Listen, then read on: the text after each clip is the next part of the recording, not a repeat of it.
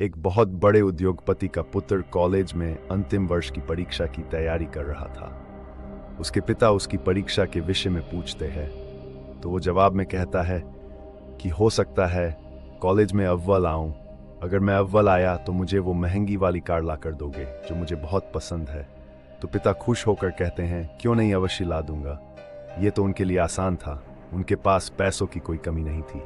जब पुत्र ने सुना तो वो दोगुने उत्साह से पढ़ाई में लग गया। रोज कॉलेज आते जाते वो शोरूम में रखी कार को निहारता और मन ही मन कल्पना करता कि वह अपनी मनपसंद कार चला रहा है। दिन बीतते गए और परीक्षा खत्म हुई। परिणाम आया, वो कॉलेज में अव्वल आया। उसने कॉलेज से ही पिता को फोन लगाकर बताया कि वे उसका इनाम कार तैयार रखे, मैं घर आ रहा हूँ। घर आते आते वो ख्यालों में गाड़ी को घर के आंगन में खड़ा देख रहा था। जैसे ही घर पहुंचा उसे वहां कोई कार नहीं दिखी। वो बुझे मन से पिता के कमरे में दाखिल हुआ। उसे देखते ही पिता ने गले लगाकर बधाई दी और उसके हाथ में कागज में लिपटी एक वस्तु थमाई और कहा, लो ये तुम्हारा गिफ्ट। पुत्र ने बहुत ही अनमने दिल से गिफ्ट हाथ में लिया और अपने कमरे में चला गया।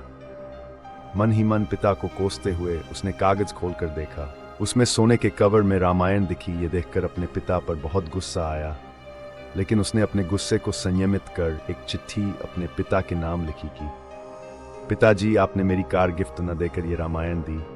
शायद इसके पीछे आपका कोई अच्छा राज छिपा होगा, लेकिन मैं ये घर छोड़कर जा रहा हूँ और तब तक वापस नहीं आऊँगा जब तक मैं बहुत पैसा ना कमा लूँ।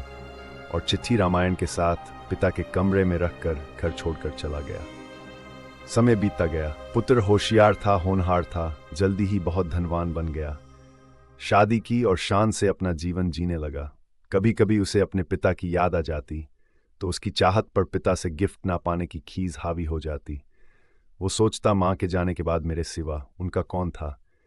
इतना पैसा रहने के बाद भी मेरी छोटी सी इच्छा भी पूरी नहीं की। यह सोचकर वो पिता से मिलने से कतराता था। फिर एक दिन उसे अपने पिता की बहुत याद आने लगी। उसने सोचा, क्या छोटी सी बात को लेकर अपने पिता से नाराज हुआ, अच्छा नहीं हुआ। ये सोचकर उसने पिता को फोन लगाया। बहुत दिनों बाद पिता से बात करूंगा।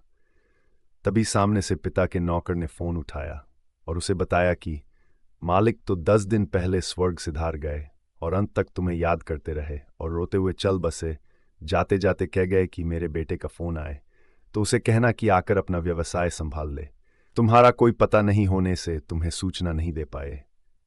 ये जानकर पुत्र को गहरा दुख हुआ और दुखी मन से अपने पिता के घर रवाना हुआ। घर पहुंचकर पिता के कमरे जाकर उनकी तस्वीर के सामने रोते हुए गले से उसने पिता का दिया हुआ गिफ्ट रामायण को उठाकर माथे पर लगाया और उसे खोलकर देखा। पहले पन्ने पर पिता द्वारा लिखे वाक्य पढ़ा जिसमें लिखा था, मेरे प्यारे पुत्र, तुम दिन दुनी रात चौगुनी तरक्की करो और साथ ही साथ मैं तुम्हें कुछ अच्छे संस्कार दे पाऊं।